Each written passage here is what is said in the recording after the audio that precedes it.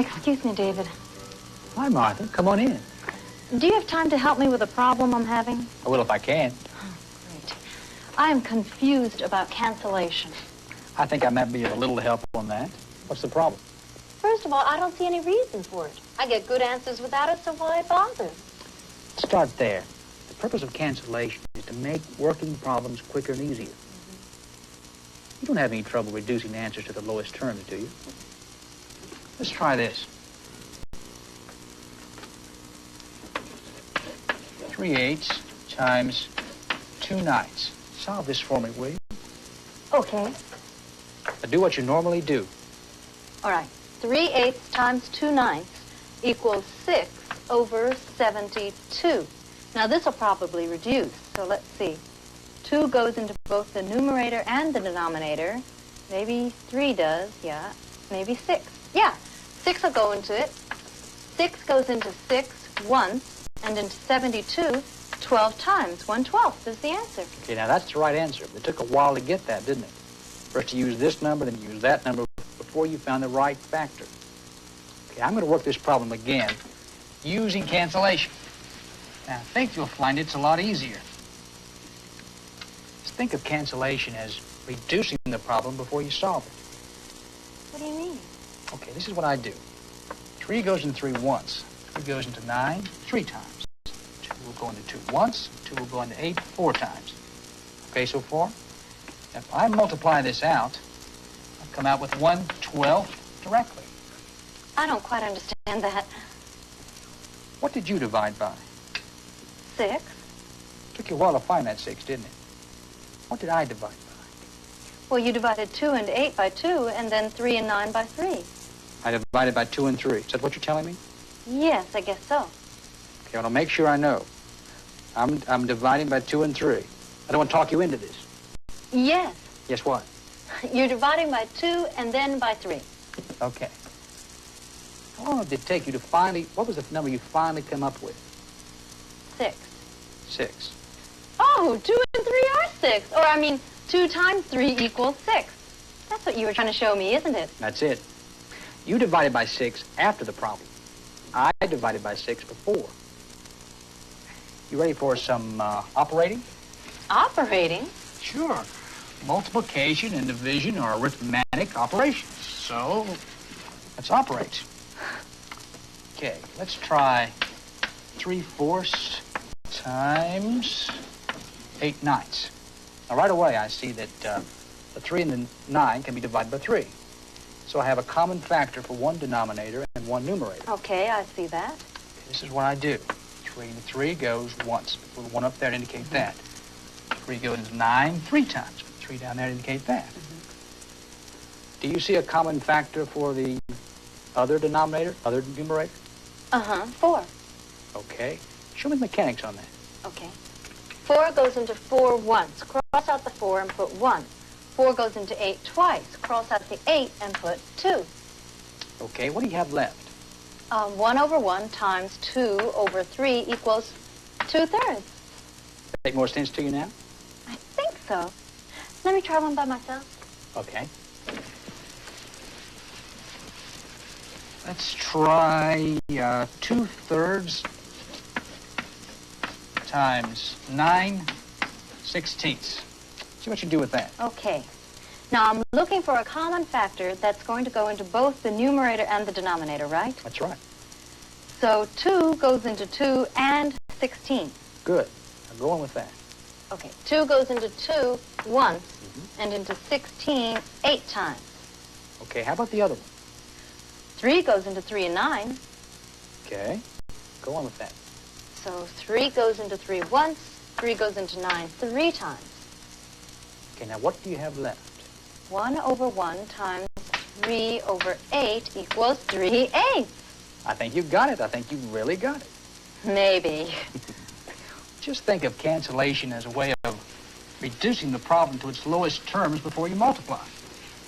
By doing that, you keep the terms small so you can work them in your mind. Okay, I see that. Now, cancellation can also be used in dividing fractions. Okay, once you invert the divisor, sometimes you can cancel. If you can cancel, you can keep the numbers small, less margin for error. Let me show you what I mean. 3 1/8 divided by 5/8. Okay, operate. 3 times 8 equals 24, plus 1 equals 25/8 times 8 over 5. Now 5 goes into 5 once. 5 goes into 25 5 times. The 8's just cancel out. So we get 5 over 1 times 1 over 1 equals 5 over 1. Or just plain 5. By Jove, I think she's got it. See how cancellation can help you? Well, I'm a lot less confused now. Thanks again for your help. You're welcome. Hello, Steve Wise here again. You should know by now that cancellation is used in multiplication of fractions to simplify the calculation. It is rather like reducing your answer before you have an answer. It works by finding a common factor for any of the numerators and denominators and dividing by these factors. Here's an example. 3/4 times 8/15. 3 is a factor of 3 and 15. And both 4 and 8 can be divided by 4. Therefore, the fraction would become 2/5. In division of fractions, after the problem has been changed to a multiplication problem, use cancellation if you can. Here is an example of how that application is used. 3/8 divided by 3/4 is equal to 3/8 times 4/3. And by cancellation, we reach the answer of 1/2. Well, that's enough about cancellation for now. Let's get back and see what's happening. Okay, folks, if you're all ready, let's get started, okay? The refreshments tonight were furnished by Nancy and Harriet. Take a bow. All right, if you're all ready to pay attention, let's talk a little bit about cancellation. Now, first, are there any questions or comments about the cancellation problems that we had last week? Well, I've noticed that when you have a problem that cancels, by switching the numerators, you end up with 2 new fractions that'll give you the same answer as the 2 originals. Well, why don't you come up here and show us that, Todd? Well, all right. Okay, let's say we start with, 3/8 times 4/9. Now, neither of these fractions will reduce, but they will cancel. So if I switch the numerators and rewrite it as 4/8 times 3/9, then both will reduce. Well, sure, 3/9 is 1/3 and 4/8 is 1/2. So what? So what? 1/2 times 1/3 equals 1/6. And that is the same answer that you'd have as if you'd multiplied 3/8 times 4/9 in the first place. So why not just multiply them in the first place? Well, I would have, but I like to know what's happening. I mean, this is a whole new process for me. Me too. I never noticed that. Well, do another one, please. Well, all right. Let's do, say, 3/5 times 5/6. Well, are you telling me that the answer to that is the same as 1/2 times 1? Yep. Wait a minute. You just lost me. You went too fast. Okay, let me see if I can show you. Okay. Thanks, Todd. What Sue saw immediately by trading denominators, she could get 3/6, and 3/6 is the same thing as 1/2. She also saw that 5 over 5 was equal to 1, and 1/2 times 1 equals 1/2. Everybody got it? Okay, good. Sometimes you can solve a very difficult problem in your head if you can easily recognize a different expression that means the same thing. Yeah, David told me the same thing. If you can't figure out the problem as it is, then try and find an equivalent expression that you do understand, and then you will be able to figure it out. Why does it work? Anybody want to handle that? Intuition, maybe. You've got to do better than that. Why does it work, Frank? Well, let me try to explain. Multiplication of fractions is really a study of both multiplication and division at the same time. You see, the numbers above the line are divided by the numbers below the line. All right? Now, because of an important principle in mathematics, the sequence in which you perform these operations does not affect the outcome. So it would be like writing both numerators and denominators above and below the same line. What do you mean? Well, okay, let's see.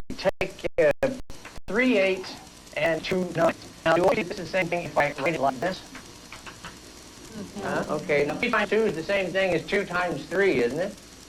Right. All right, so then surely I can rewrite this like this because I haven't changed the value of the quantity above the line. Hey, Okay?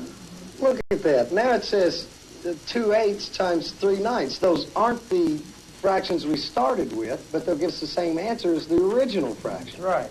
That's right. Let me just finish this computation. 2/8 is 1/4, 3/9 is 1/3. 1 times 1 is 1, 3 times 4 is 12, and there's your answer, 1/12. Oh, okay. Okay, everybody see that?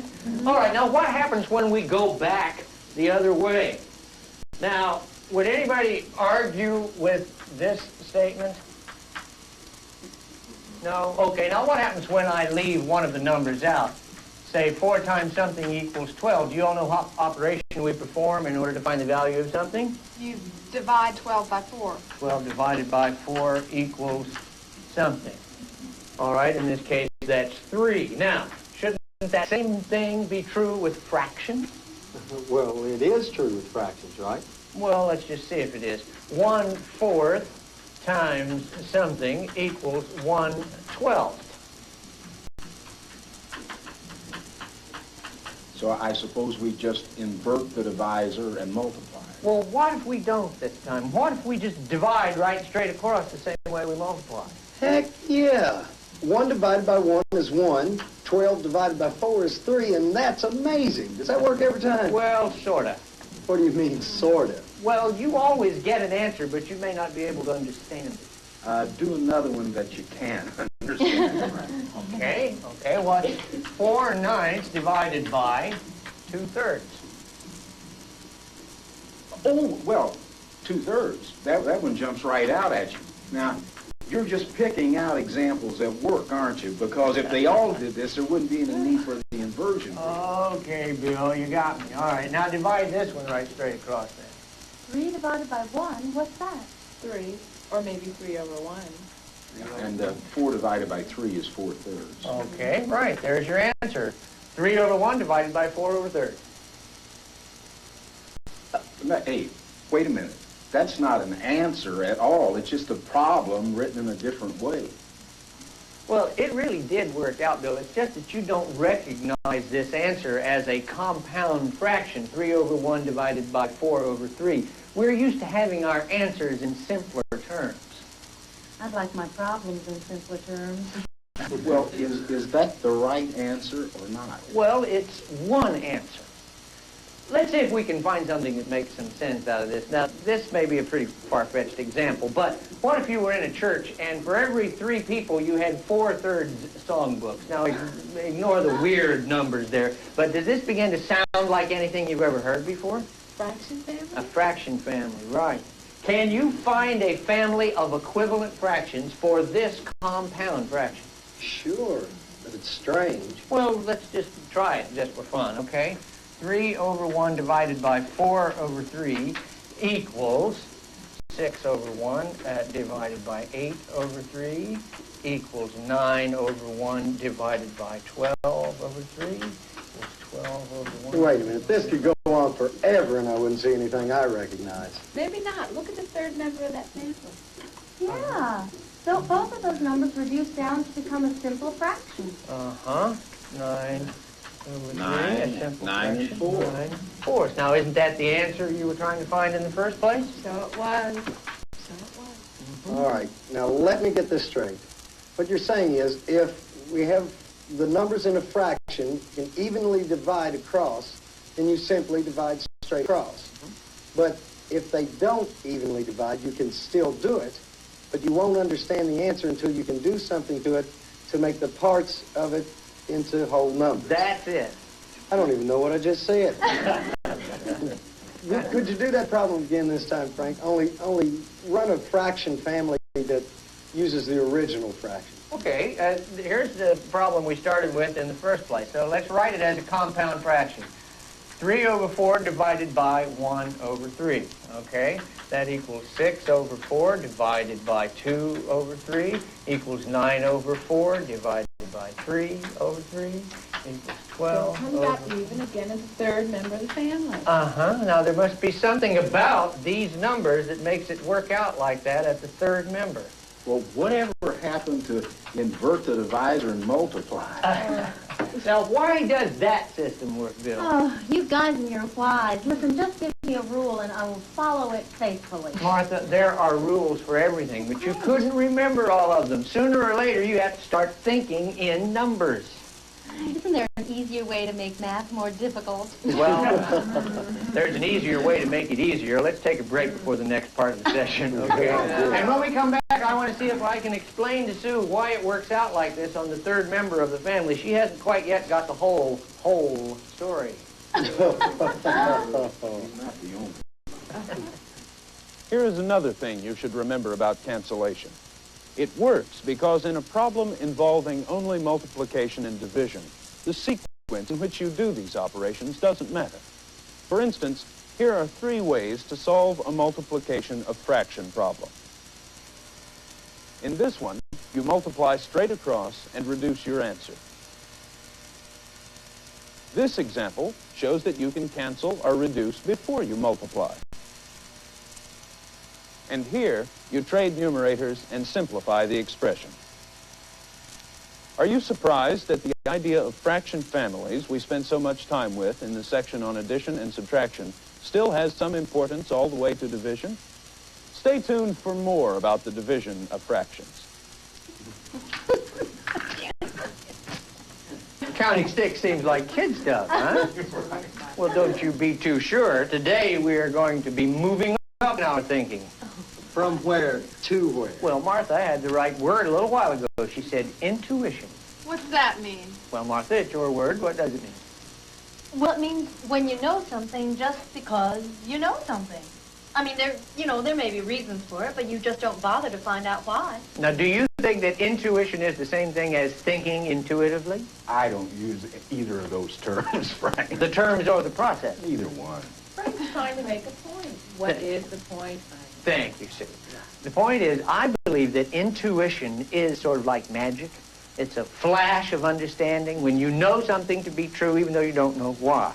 Like in the cartoons when you see that little light bulb above Donald Duck's head? That's perfect. That's a perfect example, right? You see the light, right? But what I want to encourage you to do for the next few minutes is to think intuitively. Well, how is it different? Well, they're related, but I think that thinking is a way to process intuition. Frank, what does all this have to do with that bunch of sticks? All right. Okay, Bill. Now, I'm going to show you something that your intuition will know the answer to and know it to be true, and you won't even have to figure it out. You'll just know, okay? Yeah, sure. All right, I want you all to take a look at this. Okay. All right, Sue, how many sticks did you see? 12. Did anybody see anything else? Well, I saw 6 and 6. Aha. Is everyone listening carefully? Sue saw 12 sticks. Bill saw 6 and 6. Then did you add those 2 6s together? No, I just knew. You know, there are 12. You just knew intuitively. Huh? You see? You see how easy it is to accept 12 as one pile or as 2 piles of 6 each? You just know, right? All right.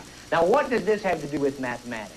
Well, 12 divided by 2 is 6, and divided by 1 is 12. Well, is this a division problem, then? Yeah. In a way, All right, well, let me ask you some questions then, okay? If I have 12 things put into 12 piles, how many in each pile? 1, 12 things put into 6 piles, how many piles? 2, Into 4 piles. 3, Into 3 piles. 4, Into 2 piles. 6. 12 things into 1 pile is how many? Hell. 12 things put into 1/2 pile. What's wrong? There's no such thing as a half a pie. Yeah, but you could break the 6. Oh, well, is that the same thing? Sure, 24 halves. 12 divided by 1/2 is 24. Well, that's the right answer, but it's the pieces that are half as big. 1/2 is 24. Who's right? You both are. Now, what you have done, Sue, is demonstrate one meaning of 12 divided by 1/2. There are 24 halves in 12. But you could have showed us that on a number line as well as breaking up all these sticks. Well, then all you have to do is cut the markers in half, and then you have twice as many. Now, that is priceless, Martha. What did she say? She said you do not make one pile half as big. You make one pile with twice as many pieces in it called halves. Now, is that the same thing? Huh? Yeah. Okay, well, I thought some of you would think that, so I brought this along.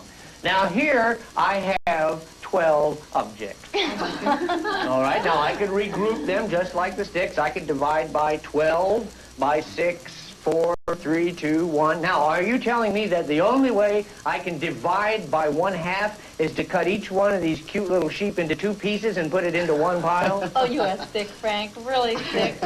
Well, I agree. Nobody would do that, right? No shepherd would even think of it, so there must be another solution. Well, I just don't think that 24 halves in one pile means exactly the same as 12 divided into half pile. Well, how are they different? I don't know. Let me think about it for a minute. Maybe I can tell you later. Okay, but the problem still remains. If the shepherd wanted to divide his sheep by 1/3, does that mean he would have to cut each one of these cuddly little sheep into 3 pieces? Well, why would he want to divide sheep by 1/3 anyway? What question does this answer? That's a good question. Who knows? Well, how's this? How about if I put 12 of my sheep in a pen, and the pen is then 1/3 full? How many more sheep would it take to fill up the pen? How about that, gang? Is that a division problem? Yeah. In a way. Well, if you divide 12 by 1/3, that's 36. I guess that's right. But you don't have to divide by 1/3. You can get the same answer by multiplying 3. Sue, are you telling me that dividing by 1/3 is the same thing as multiplying by 3? Sure, at least in this case. Dividing by 1/3 is the same thing as multiplying by 3? She's right. Here, let me show you. 12 divided by 4 is 3. 12 divided by 3 is 4. Now, you will notice as the divisor gets smaller, the quotient, that's the answer, gets larger. All right? So this should be true whether we're dealing with whole numbers or with fractions. So 12 divided by 1/2, you would expect the answer in this box to be larger than 12. Well, then Bill's right by saying that 12 contains 24 halves is not quite the same thing as 12 things in half a pile. I'm sorry. I just can't think in half or third piles. Well, nobody can, Bill, but here is how it works mathematically. 12 divided by 1/3 gives you the same answer as 12 times 3 over 1. You see, 3 is just 1/3 turned upside down. Well, how does that work? Well, let's look at it as a compound fraction first, okay? 12 divided by 1/3 is the same as 24 divided by 2/3 as... Oh, a fraction, fam. That's right. To start with, it is. There is a very special relationship between these numbers. 12 divided by 1/3. A very special rate is established between them. Now, that rate must be maintained at all costs. Whatever you do to one of these numbers, you must also do to the other number in order to make it come out even. Oh, I get it. What we really did then was multiply both the 12 and the 1/3 by 3. That's right. That's exactly right. Now, suppose you had 12 divided by 2/3. Well, then you'd have to multiply 2/3 by 3 over 2. Well, how do you know it's 3 over 2? I don't. I was just following the pattern you used before, where you reversed 1/3 to 3 over 1. That's very good, very good. But let me see if I can explain before Todd asks why. What you are doing here is finding the reciprocal. Now, the reciprocal is the number that you multiply a number by in order to get 1. Oh, so the reciprocal of 2/3 is 3 over 2. That's exactly right. Exactly right. That explains it. The receptacle, the reciprocal. Right. The reciprocal. Come up here and show us. Oh, okay. I think I got an idea here. 12 divided by 2/3. That's the same as 12 over 1 divided by 2/3. Now, you want to make the denominator 1 to simplify the fraction. And the way you can do that is by multiplying this 2/3 by its reciprocal and by 3 over 2. But if you do that, you have to do the same thing to the numerator. So We'll do that up there. Now this down here comes out 1. They cancel out because they're reciprocals. And what we've ended up with is we've inverted the divisor and we multiplied, which is, that, so it kind of explains that rule. Let me see, work it out. 3 times 12, that's 36, divided by 2 times 1, that's 2, equals 18. Yeah, that's the same thing Frank got, the way he worked. And, this really kind of simplifies something about those partial piles, because what you do is multiply the 2/3 of a pile by its reciprocal to turn it into a whole pile. That's right. And that's right. Good. That's terrific. Hang on to that discovery, okay? Because next week we're going to be working with decimal fractions, and we have to divide them too. Do they work the same way? Well, it's a variation on the same theme. But that's enough poking and probing around at numbers for this week. Okay, let's take a break. Okay. We haven't even butchered any sheep either. Okay, here are a couple of things you should have gotten from this section of the program. 12 over 1 divided by 1/2 can ask, how many halves are there in 12? It can also ask, what would this relationship of numbers be if I were dividing by 1? The rule for division of fractions, which says invert the divisor and multiply, is a shortcut. What you are actually doing is multiplying the dividend and the divisor by the reciprocal of the divisor. Remember that the reciprocal is that number you multiply another number by to get 1. In this part of the program, we always divided a whole number by a fraction. The same principles apply if both of the numbers are fractions. Well, that's all for today. See you next time.